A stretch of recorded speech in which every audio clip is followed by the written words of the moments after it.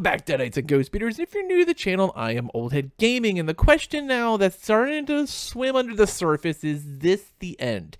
Is Evil Dead over, or is there a bright future in year 2? And the answer I have right now is I honestly don't know. We're going to look at things constructively over some of the bad omens, I guess, that have been dropped or, have made it out to the internet over the last week and a half. And we're going to start with the very simple one. And the first one that occurred was the anniversary. I was hoping they would acknowledge the anniversary, much like I was hoping they would acknowledge Christmas or Halloween events. And they've yet to do any of that stuff. And they didn't acknowledge the anniversary. They didn't even do like a bonus Spirit Point weekend. I know a lot of people, pretty much everyone I talked to, let's be honest, were pretty upset about it, or at least disappointed. I think disappointed is a better term rather than upset. I don't know if I was angry or raging, but I was just like, come on, guys. You can at least do the bare minimum for a live service game.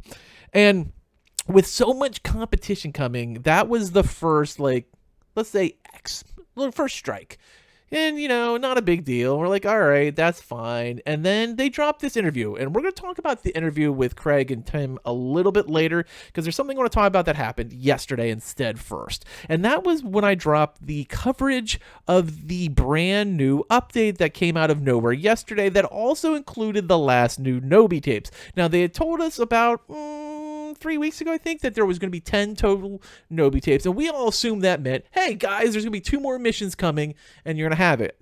They kind of released that information when we knew that Kelly was getting the 8th mission and there was going to be the 8th tape with it. Instead, they just dropped it and basically said, fuck missions.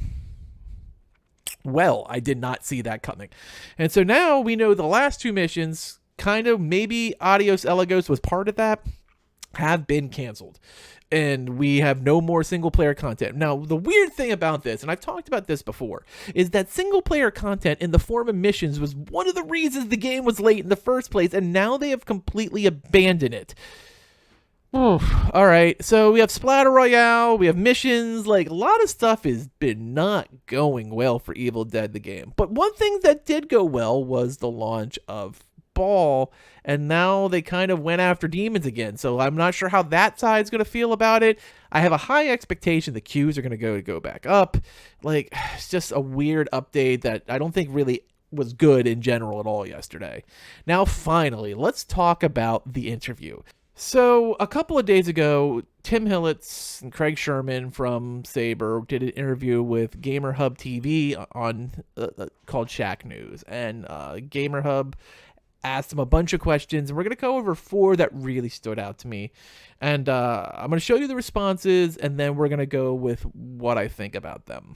For games ecosystem in general, I mean, from a community standpoint or from, a developer standpoint. Rising water makes all the boats go up.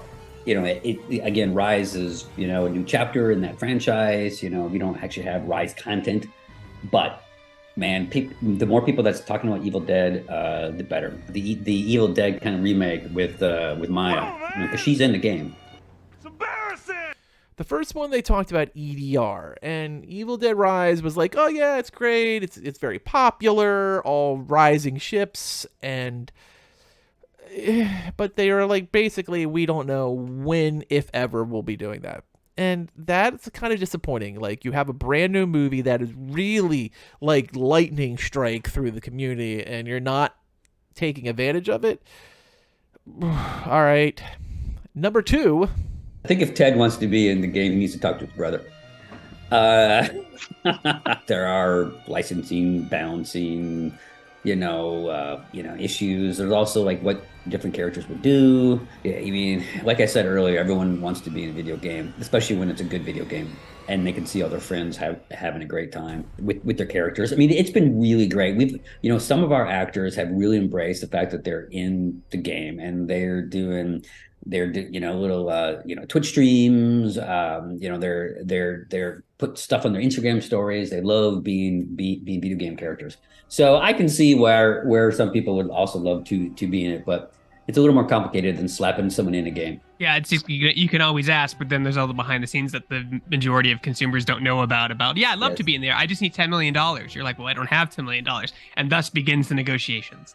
Yes, if Ted calls his brother, then we can start talking. I think he knows somebody involved, so he could, yeah. Ted Raimi, who yet we did a video when he put out his tweet basically asking for a support campaign to get Chet into the game.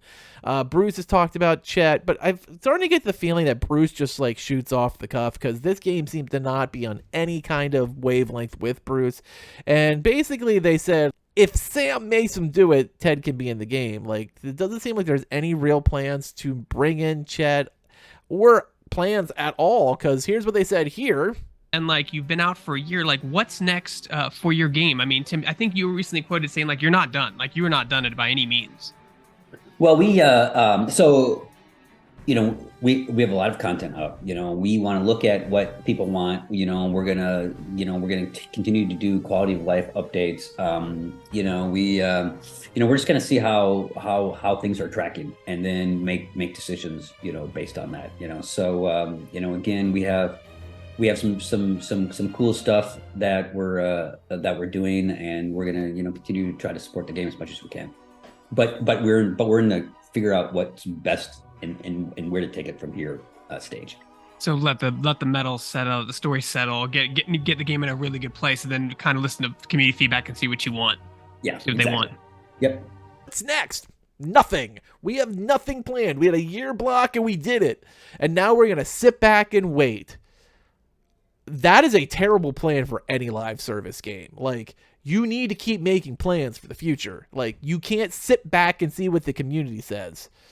Like, the community's screaming at you to do Evil Dead Rise, and you're like, meh. The community's screaming at you to do maps. You're like, meh. The community's screaming at you for more demons. You're like, meh. We don't know what they want. We'll figure it out. What the actual crunk are you guys doing? Finally, there was this delightful, speaking of maps. And the one thing I want to ask is people have been clamoring for a new map. Can you say anything to that? Anything plans in the future, or are you just going to stand by and kind of let everything settle for a bit? Yeah. We need to let everything settle for a bit. Plus, maps are they take a lot. They're hard, yeah, because they're stagnant. This is design. This isn't procedurally generated. It's by design, folks. Right. Yes. So again, we're gonna see where things are. We're gonna see what people are asking for, and then kind of move from there. Nothing. So when they launched the game and were pre-production and they were talking and doing interviews, Tim Hillitz himself said all future maps would be free, like they were actually coming. Apparently, the only thing he was talking about was Kandar, the map that didn't make it in time. This is just absolutely asinine. This company is taking a game that could have been absolutely massive and is just screwing it like I've never seen. Like, they are screwing the pooch. Clearly, the way they talked about this interview, and of course, I'm going to include a link to the entire video if you haven't seen it. It's just they have bigger and better things they're thinking about, and it's not Evil Dead. Like, we have a lot of stuff we're working on that's really cool. Not Evil Dead related. Like, it's probably talking about their new Quiet Place game, and I think they're starting to get ready to move on, or reallocating resources to World War Z, which is like their cash cow. Like, I'm starting to get really concerned that we might not see another update. Now, there wasn't another interview where Tim did say he would like to address the future Wasteland stuff, but like here, he kind of backtracked it really hard. So I don't know if there's any credence to this game having any kind of longevity. And this is a really bad time to do this because Dead by Daylight just put out a massive like roadmap for like year 8, including Nick Cage, a brand new chapter for the anniversary, a lot of cool stuff with a huge anniversary stream tomorrow that of course we'll be covering on the channel. And Texas Chainsaw's got the test next week, and they're launching in August, and like all of these games that can really eviscerate your player base if they're dejected are really taking advantage of it. And I don't know what they're doing other than Saber seems to have really put in a lot of hard work on the game. I'm not going to degrade them on that, but they've seemed to have like one foot out the door, and that is a very, very scary approach. As a person who plays live service horror ASIMs, I am concerned. I am very concerned. This is the first time I've put out a video where I'm like, this looks bad. Like, this is a terrible light the game is in.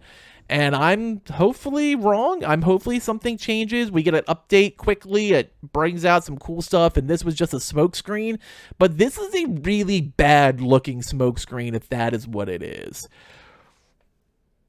Tell me what you think in the comments below. I want to hear your thoughts. Or you think it's in a good place? Do you think we're in trouble? Do you think Evil Dead has another year in it? I honestly don't know at this point. I want to hear your thoughts, though. As always, thanks for watching, and later, mates.